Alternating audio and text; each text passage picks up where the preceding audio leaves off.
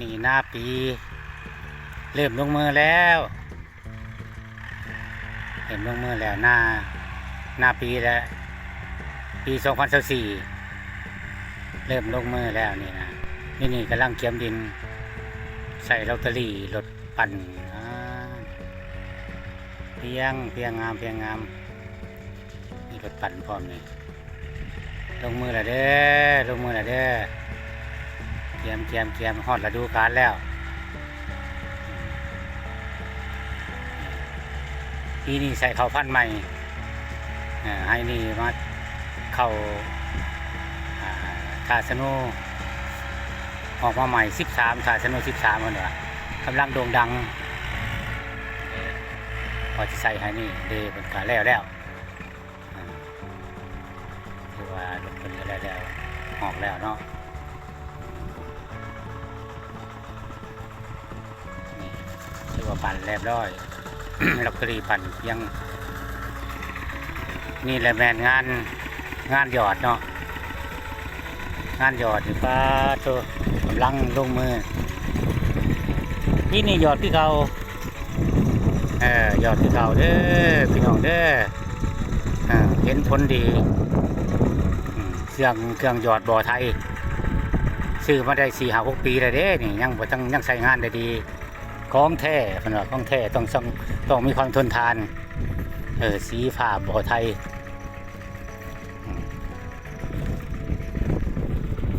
แต่ละปีก็ใส่งานยอดนี่แหละเป็นหลักไม้เขาว่าได้หาผลดีบางคนก็ว่าหน้าวานบางคนก็ว่าหน้านั่นหน้าพ่นแต่ข้าพเจ้าเนี่ยเอาหน้าหยอดแห้งมาสั่นจะไป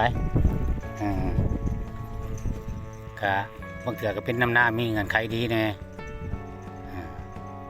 ก็ใส่เครื่องตัวนี้ก็ดีขึ้นกัน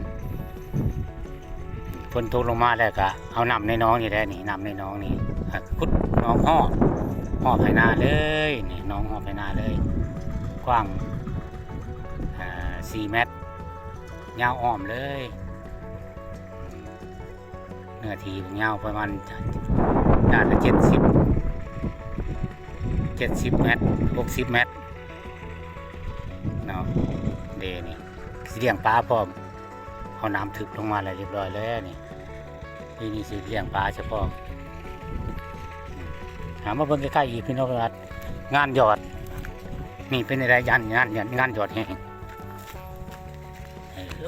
ขึ้นมาใหม่ก่อนเป็นเบิ่งงานหยอดแห้งก่อนเดนี่การเตรียมดินก็ถือว่าเหมาะเกี่ยงดีบ่มีหญ้าเลยซื้อจัดเขาเห็ดมาเถอะเป็นคลองสื่องามขากได้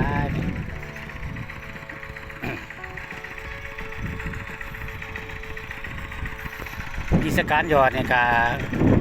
คนเก่าเนาะพี่มือล้วนๆแล้วนี่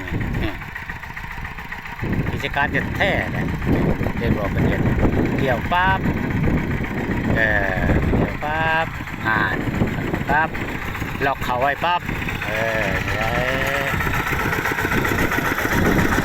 ด้วยขนาดหนาจับขึ้นนะแล้ว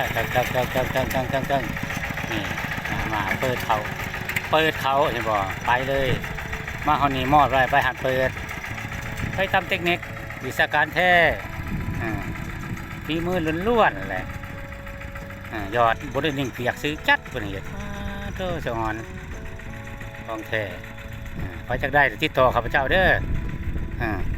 ติดต่อข้าพเจ้าโลดหนักยอดนี่นะฝีมือยังยอดนี่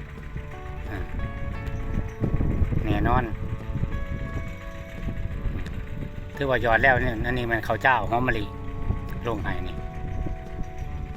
ข้าวเจ้าหอมมะลิแล้วเคยใส่เทอราปีบุรุษเศร้าสอบให้เดียวนี่คิดว่าพี่ซื้อบ้านเนี่ยต้องได้30